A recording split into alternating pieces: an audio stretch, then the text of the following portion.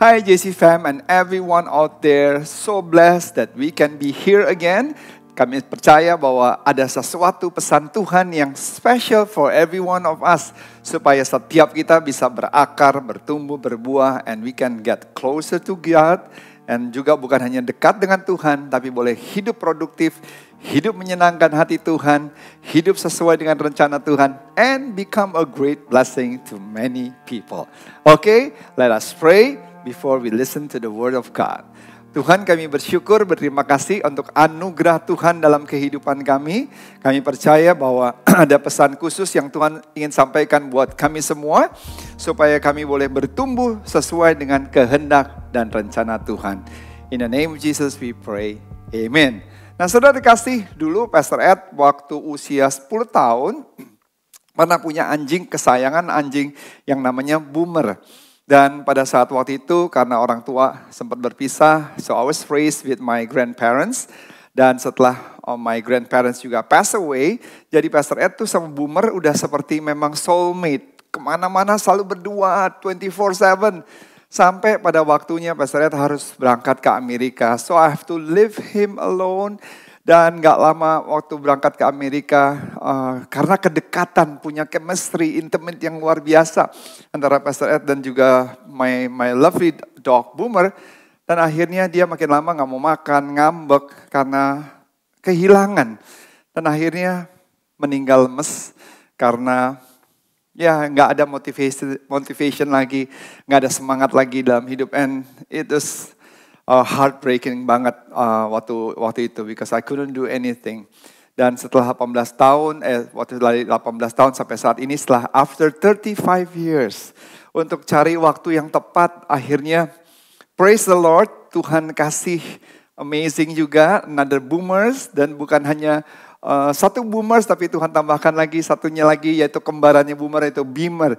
So I really thank God, dan juga terima kasih untuk yang memberkati Pastor Ed dan juga kami sekeluarga untuk bisa mendapatkan dua puppies atau dua babies ini. Nah, apa yang Pastor Ed mau sampaikan sebenarnya is a grateful, is a attitude of gratitude untuk bersyukur kepada Tuhan dan juga berterima kasih kepada yang memberikan. Karena ini bukan lagi buat seperti kami, bukan hanya sekedar puppies atau anjing, tapi adding another family into our family. So another two boys, joining the two boys, Jacob, EJ, and also the wonderful princess Rachel. Okay, nah kita mau belajar apa hari ini adalah a gratitude. Bagaimana kita bisa berterima kasih kepada Tuhan, berterima kasih secara vertikal, dan juga berterima kasih secara horizontal. Kita belajar dari 10 orang kusta yang Tuhan Yesus sembuhkan, tapi hanya satu yang balik, saudara. Dan sini kita akan belajar bersama-sama apa sih yang menyebabkan 9 orang ini tidak balik. Kemudian kedua, kita mau belajar bahwa tidak ada yang mustahil bagi Tuhan, bahwa sekalipun 10 orang kusta ini udah pergi kemana-mana cari alternatif kesembuhan untuk mujizat, tapi nggak pernah memperoleh kesembuhan. Tapi waktu datang kepada Tuhan Yesus, di situ ada kesembuhan, di situ ada mujizat. Dan di sini kita mau diberi tahu sama Tuhan bahwa apapun pergumulan yang Anda hadapi, kesulitan apapun yang Anda miliki saat ini, seberapa besar gunung tantangan yang saudara hadapi, ingat Tuhan bisa memberikan solusi, Tuhan bisa memberikan jalan keluar, Tuhan bisa menyembuhkan, Tuhan bisa membuat yang tidak mungkin bisa menjadi mungkin. Tetapi bagaimana attitude kita? Setelah kita mengalami terobosan, setelah kita menikmati berkat yang Tuhan titipkan, setelah doa kita dijawab, will you come back to Jesus? Apa kita datang kepada Tuhan with attitude of gratitude, dengan ucapan syukur dan terima kasih. Dan saudara kasih di tahun 1860, pada saat lagi musim dingin yang sangat luar biasa, ada satu kapal uap yang terdampar pada saat waktu itu di Danau Michigan. Dan perlahan-lahan kapal uap itu tenggelam. Dan mulai tenggelam. Dan orang-orang yang ada di pesisir danau tersebut hanya melihat saja dan menyaksikan. Kecuali satu orang yang namanya Edward Spencer. Dia memberanikan diri, dia masuk ke dalam danau yang begitu dingin.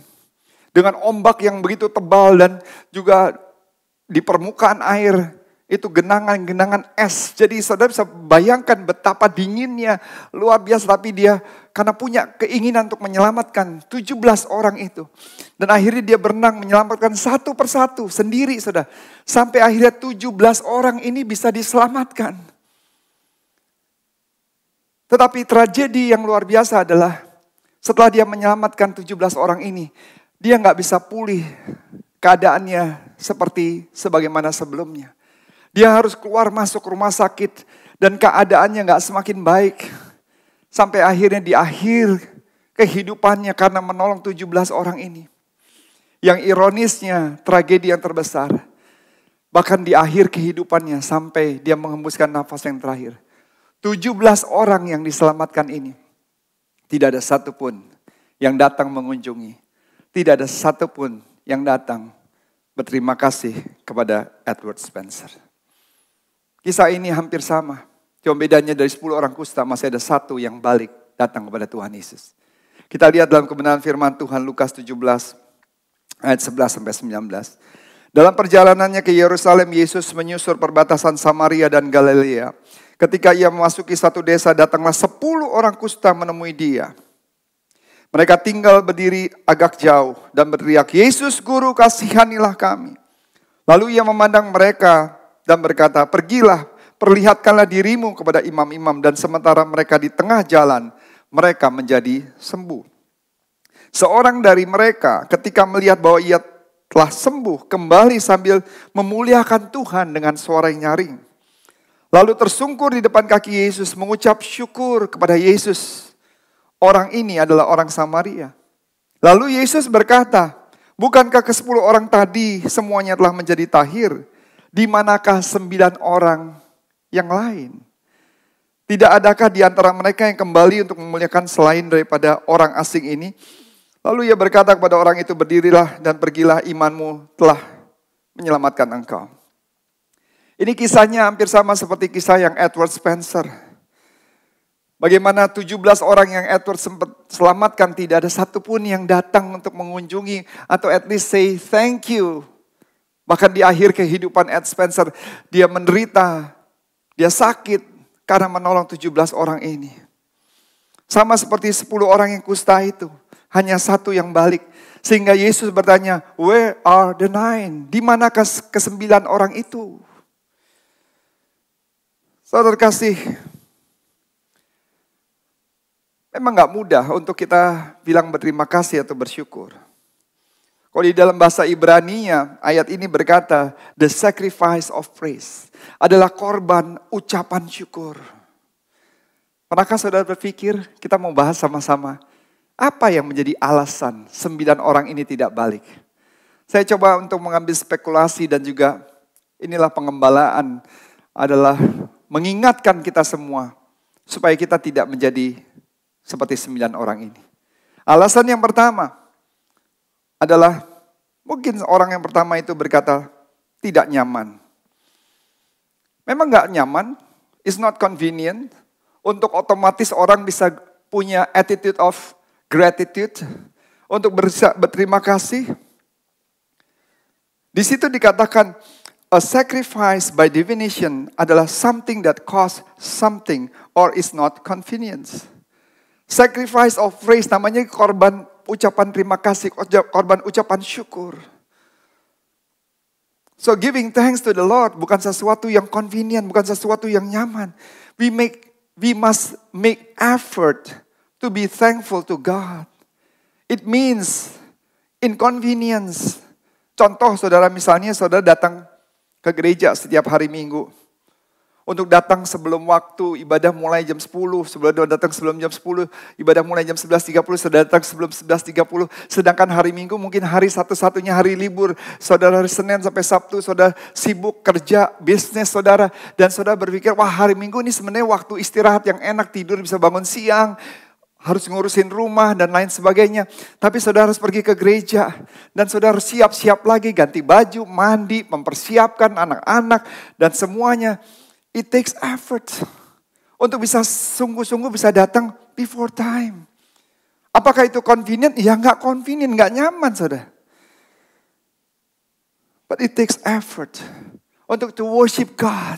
Dengan sungguh-sungguh udah datang bagus. Tapi kalau cuma hanya datang gak benar-benar membuka hati, menyembah Tuhan, mengangkat tangan, memuji Tuhan, tepuk tangan, membuka telinga, saudara dengerin firman Tuhan, antusias. Gak mudah saudara.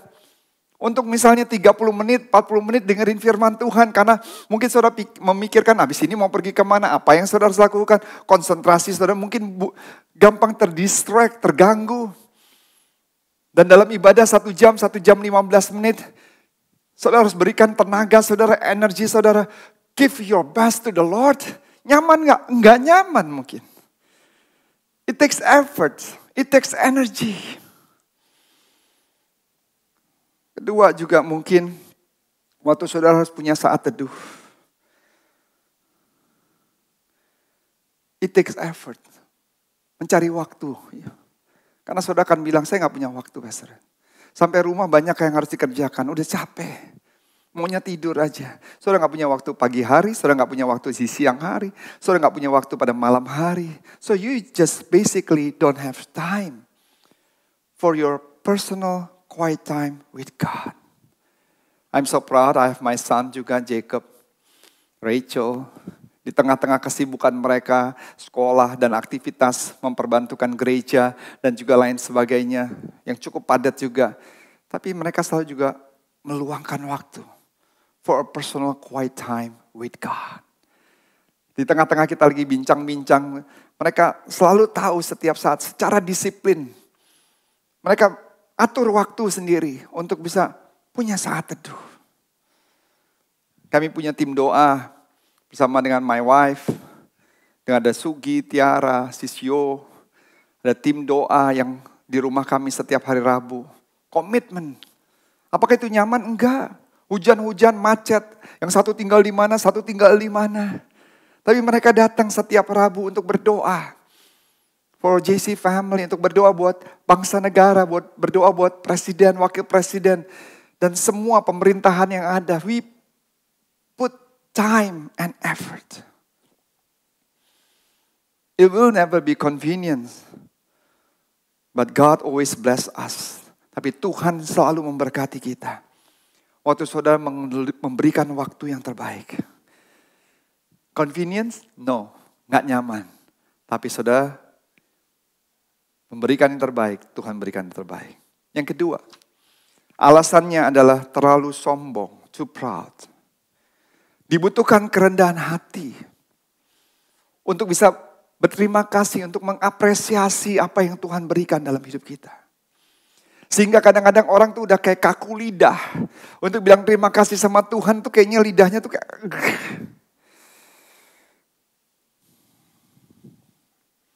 Kita harus belajar dengan rendah hati. Waktu kita berterima kasih sama Tuhan. Dan juga sesama. Itu berkata bahwa tanpa Tuhan, tanpa dukungan sesama, kita tidak akan bisa menjalankan kehidupan ini. Amsal 22 ayat 4 berkata, upah kerendahan hati dan takut akan Tuhan adalah kekayaan, kehormatan, dan kehidupan.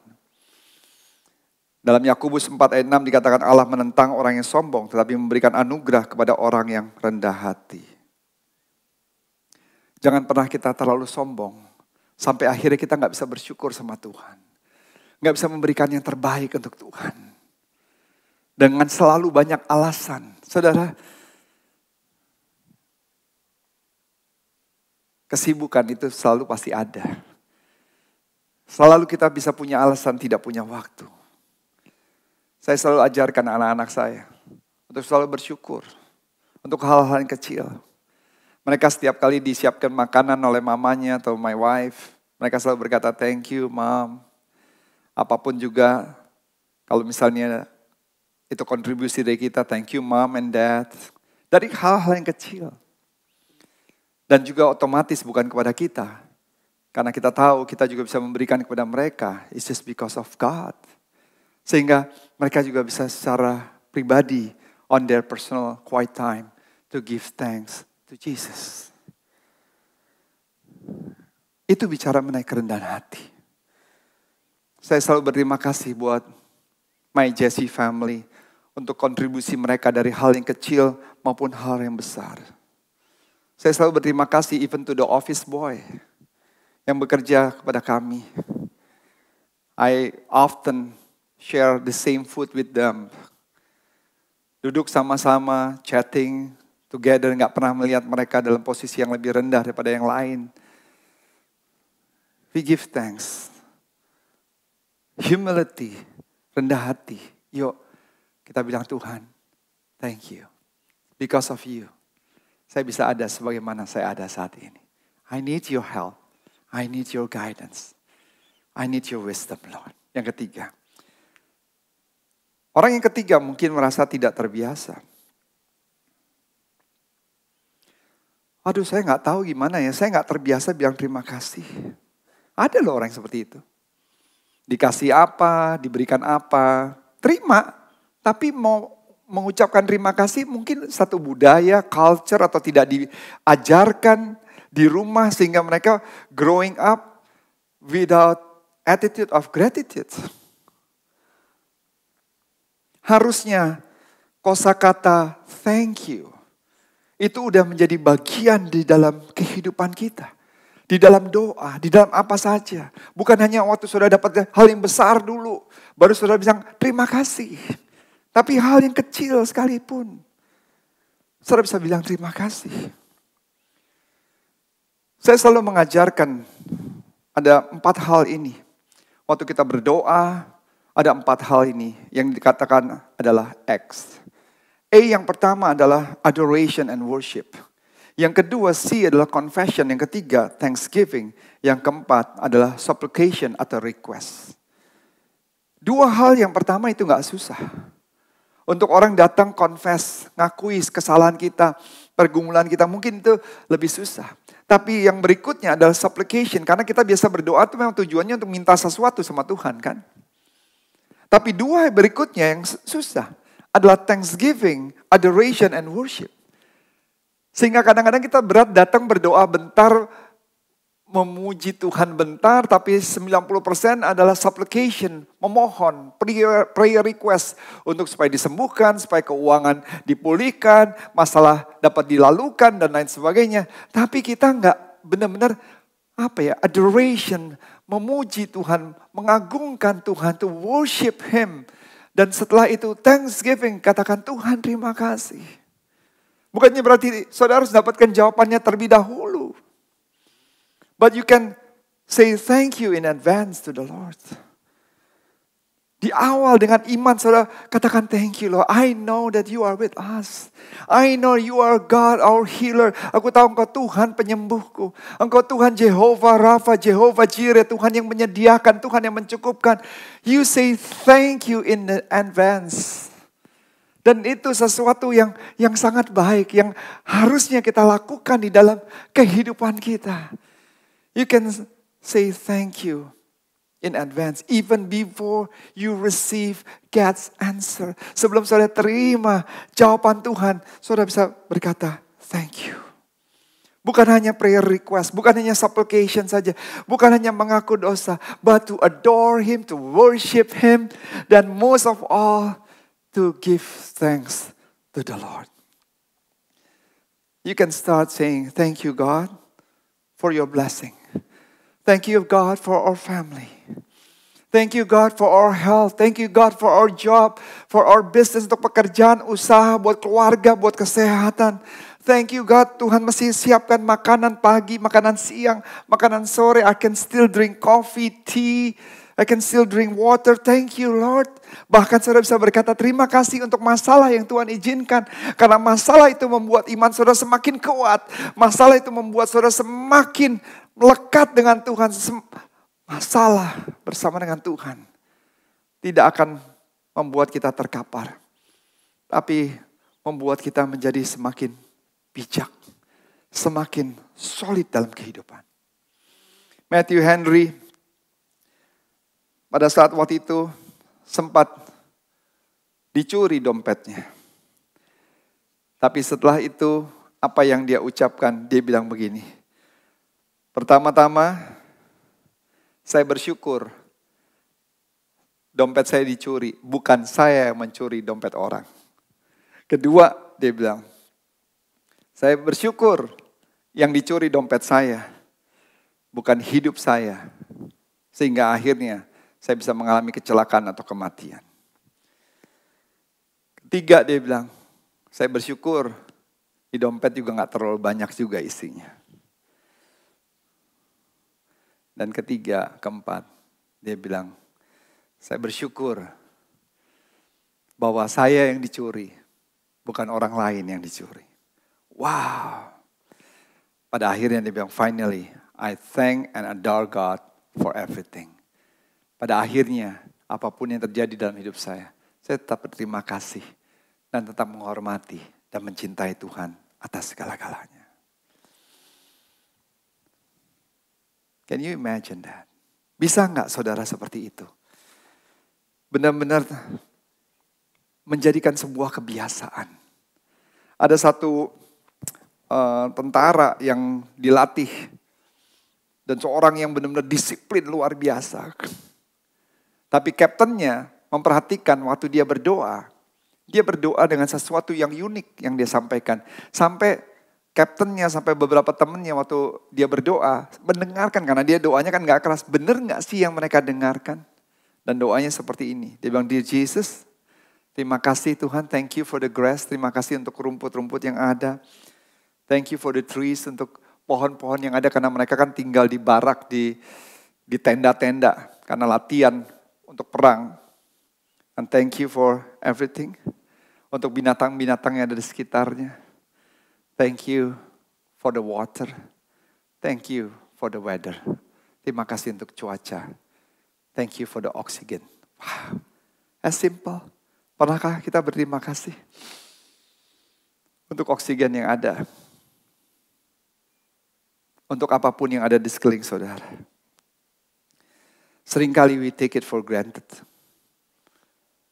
Kita berpikir bahwa sudah selayaknya saya memang punya rumah. Atau tinggal di rumah. Bahkan yang saudara lihat bukan apa yang saudara miliki saat ini. Tapi yang belum saudara miliki. Dan sehingga akhirnya kita gampang mengeluh dan bersungut-sungut. Saudara yang belum punya mobil, saudara bersungut-sungut belum punya mobil. Saudara yang belum punya motor, saudara bersungut-sungut belum punya motor. Yang sudah punya motor bersungut-sungut karena motor saudara kurang bagus. Saudara punya rumah, saudara bersungut-sungut karena rumah saudara masalah bocor lah, masalah inilah. Saudara gak lihat di sana banyak orang yang gak punya rumah. Dan saudara gak pernah bersyukur. You take it everything for granted.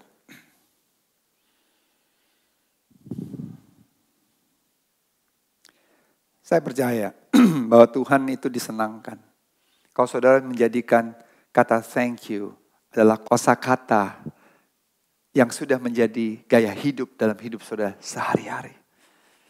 Baik kepada Tuhan dan juga sesama. Yang keempat, dari 9 orang itu, dia berkata, Tuhan sudah tahu kok, God knows. Tuhan tahu, saya gak usah ngomong bilang thank you, Tuhan juga tahu, saya udah bilang terima kasih. Istri saya suka tanya mama saya, Darling, do you really love me? Do you love me? Terus kalau saya diam aja, mungkin dia akan bilang, Darling, do you love me? Saya kan bisa aja bilang sama dia, kita udah nikah 24 tahun, we've been together 10 years before we got married. Kan saya udah pernah bilang sama kamu, dari 34 tahun yang lalu, that I love you. Ya udah cukup. Nanti kalau satu waktu saya udah gak sayang sama kamu lagi, nanti saya baru bilang sama kamu. It doesn't apply like that. Karena saya juga sering tanya sama dia, do you love me? Darling, do you really love me? Apakah waktu saya mendengar dia bilang, I really love you, Ed. Terus saya kayaknya rasanya biasa-biasa. No, of course not. Saya pasti senang banget. Sebaliknya juga sama. Jadi jangan pernah kita berkata, kan Tuhan tahu. Saya percaya bahwa Tuhan mau mendengar dari mulut kita. Yang keluar dari hati yang tulus. Bahwa kita mengasihi dia. Coba kalau ada orang yang mengapresiasi apa yang saudara lakukan. Dan orang bilang, thank you loh, kamu luar biasa banget loh. Apa yang kamu lakukan, pekerjaan kamu excellent banget. Kita pasti senang. Dan itu memberikan sukacita di dalam hati kita. Saudara berpikir nggak, Tuhan itu juga disenangkan sekali. Pada saat waktu saudara giving thanks to Him. Terima kasih Tuhan, Kau baik, Kau luar biasa. Mungkin saudara masih belum dapat jawaban Tuhan. Bahkan waktu saudara bilang thank you, air mata tuh mengalir deras. Tapi saudara udah berkata terima kasih in advance. Bahwa sampai hari ini pun saudara tahu bahwa Tuhan selalu menggandeng tangan saudara. Saya percaya hati Tuhan tuh tersentuh. Dan Tuhan masih akan disukakan. Jangan salah artikan. It's not that God needs our thanksgiving and praise. God has no need whatsoever. Saudara, bukannya berarti Tuhan butuh mendengarkan juga. No. Tapi dua hal yang terjadi. Waktu kita bilang terima kasih atau secara horizontal pun. Itu akan pasti menyenangkan orang yang kita ucapkan terima kasih. Dan kemudian kedua adalah memberikan sukacita di dalam hati kita waktu kita bisa ucapkan terima kasih. Sama juga begitu kepada Tuhan. Hati Tuhan pasti akan disenangkan dan juga kita juga pasti akan disenangkan waktu we are able to say thank you.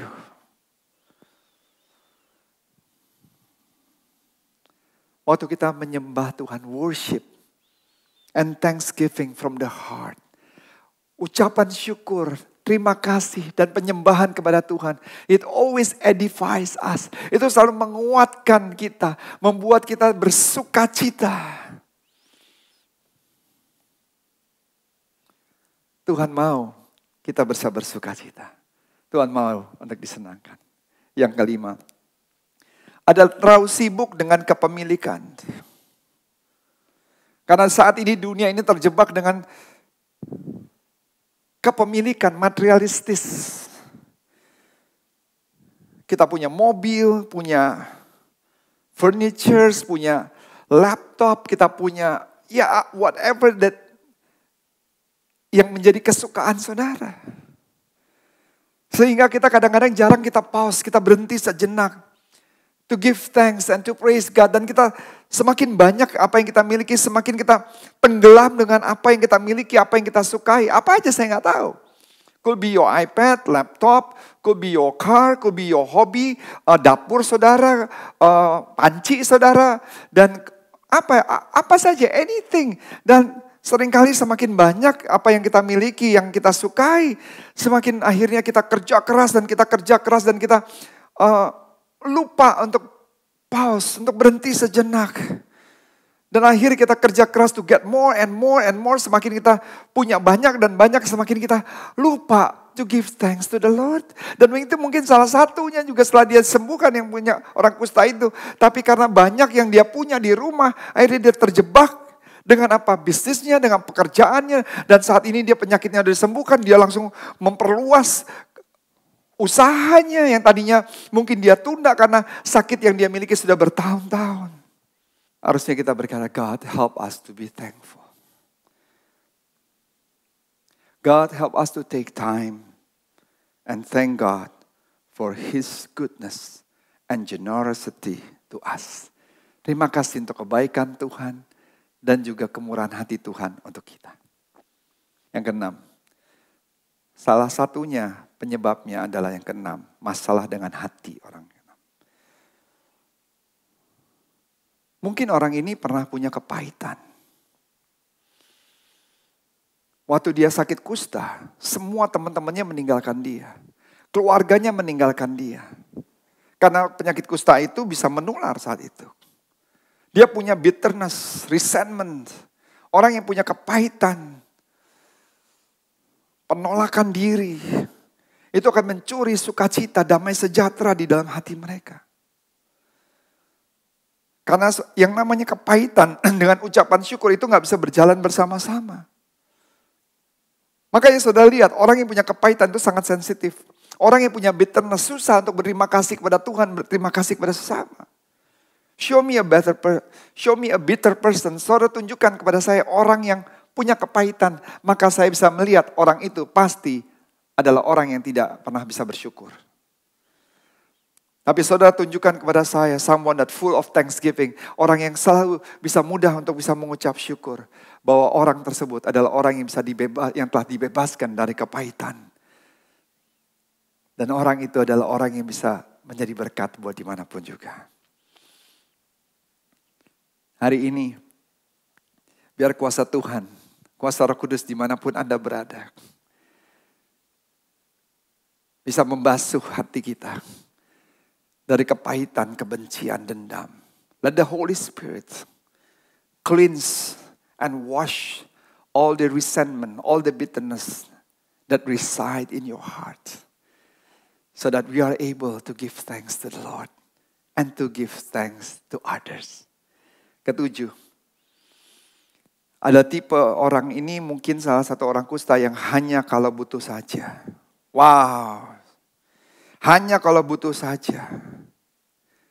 Kalau lagi butuh saja baru cari Tuhan. He quickly forgot God's blessing. Dengan mudah dia bisa melupakan berkat Tuhan. Tipe orang seperti ini adalah dia akan mencari Tuhan kalau lagi ada masalah. God, I've got a problem. Come on God, 911, help me Lord.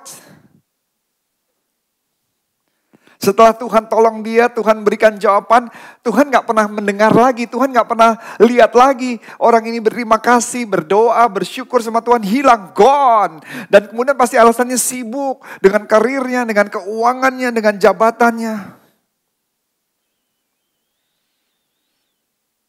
Saudara sebel gak sih kalau ada teman saudara, orang yang saudara kenal, selalu kalau lagi ada masalah datang kepada saudara, terus kemudian setiap kali saudara tolong, mau kasih dukungan apapun juga.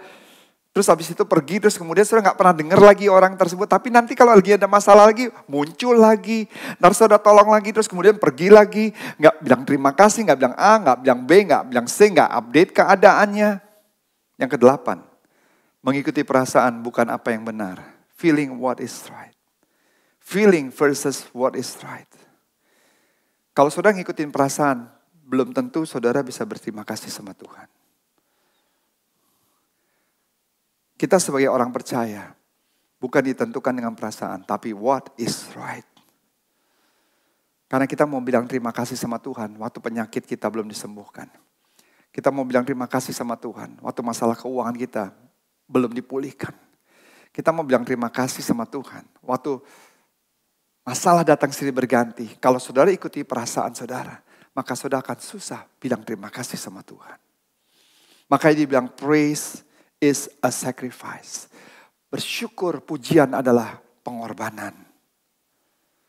Dan saudara bisa berkata, God help us to thank God even when we don't feel like to. Kadang-kadang kita udah nggak ada kekuatan lagi. Mungkin saudara udah dikelilingi dengan masalah. Tapi saudara bisa berdoa, Tuhan tolong saya. Supaya saya terus bisa berterima kasih sama Tuhan. Sekalipun kayaknya nih perasaan tuh kayak menolak. Saudara, daging kayaknya berat untuk bisa give thanks to the Lord. Seringkali dalam kehidupan kita, atau saya secara pribadi, mau memberi untuk Tuhan, udah rasanya udah kayaknya enough Lord. I've been giving, sacrificing everything that we have to support your ministry, Lord. Tapi kadang-kala Tuhan bicara sama saya. Dan saya katakan, Lord, give me strength and spirit of joy so I'm still able to give till the rest of our life. Ada kalanya saudara gak lagi mau berdoa. Tapi saudara berdoa. Ada kala lagi mungkin saudara udah malas datang ke gereja. Untuk memuji, menyembah, dengerin firman Tuhan. Tapi saudara bisa berkata, Tuhan ajar saya untuk bukan mengikuti perasaan saya. Tapi what is right. Expressing gratefulness to God is one of those things you should do. You should do it whether you feel like it or not. Mengucap terus syukur, berterima kasih itu adalah hal yang saudara harus lakukan. Do it when you're happy, do it when you're sad. Lakukan waktu saudara bahagia, lakukan waktu saudara sedih. Thank God when you get promotion or when your car breaks down. Terima kasih sama Tuhan waktu saudara dapat promosi atau saudara lagi ada masalah dengan kendaraan saudara. Lihat Tesalonika 5 ayat 18 dikatakan, mengucap syukurlah dalam segala hal sebab itu yang dikehendaki Allah di dalam Kristus Yesus bagi kamu. In everything give thanks, for this is the will of God in Christ Jesus for you. Happy moment, praising God. Difficult moment, praising God. Quiet moment, praising God. Painful moment, praising God. And every moment, thanking God dalam setiap hal. Yang terakhir adalah orang yang ke-9, kecewa dengan berbagai alasan. Mungkin dia sudah 22 tahun sakit kusta ini. Dia sudah berdoa, udah kemana-mana, segala tabib. Dan dia mungkin berkata, kalau Tuhan Yesus sembuhkan, kenapa harus tunggu 22 tahun? Mungkin saat ini beberapa saudara udah menanti jawaban Tuhan. Jadi sekalipun udah disembuhkan atau mengalami jawaban Tuhan, tapi saudara kembali lagi, ini udah terlalu lama kalau Tuhan pulihkan hidup saya. Tuhan jawab doa saya 5 tahun lalu. Puji Tuhan, tapi saat ini udah terlambat. Kita sering kali mau bersyukur sama Tuhan, tapi tangan kanan bersyukur sama Tuhan, tapi tangan kiri kita terus ngetik apa keluh kesah kita, komplain kita. Ada orang seperti itu, satu sisi berterima kasih sama Tuhan, satu sisi lift up the right hands, but the left hand keep typing all the complaints to the Lord and to others. Ray Campanella, one of the first African Americans to play in US baseball major leagues. Orang hitam pertama yang main di major league. Dan dia bergabung dengan Brooklyn Dodgers. Dia mendapatkan MVP, Most Valuable Player of the Year, berkali-kali. Dan di tahun 1955, timnya bisa memenangkan World Series. Tapi 3 tahun kemudian, dia mengalami car accidents. Dan akhirnya, dia tidak bisa kembali lagi dalam kondisi yang prima. Dia tidak bisa lagi main lagi, padahal dia di lagi top karirnya. Tapi apa yang menjadi attitude-nya dia? Tetap dia memiliki attitude of gratitude. Dia tetap bersyukur sama Tuhan. Dia tetap berterima kasih untuk semua kejadian yang baik maupun yang tidak baik. Dieter Spoonfirst pernah berkata, "It is only with gratitude that life becomes rich." Hanya dengan attitude of gratitude, a gratitude yang membuat hidup kita menjadi kaya. Saudara kasih menutup khotbah hari ini. Saudara ada di 9 orang yang punya berbagai macam alasan yang telah kita bahas. Atau saudara menjadi 1 orang yang balik datang kepada Tuhan. Saya berdoa kita mau terus berterima kasih sama Tuhan. Dalam setiap keadaan. Saya mau mengajak saudara. Di tangan saya ada smartphone. Apa yang saudara bisa lakukan? Setiap hari, coba saudara foto. Hal-hal yang kecil, hal yang besar. Apa yang membuat saudara bisa bersyukur? Mungkin itu cuma kursi, tempat tidur. Anak saudara, pekerjaan, makanan. Saudara bisa foto.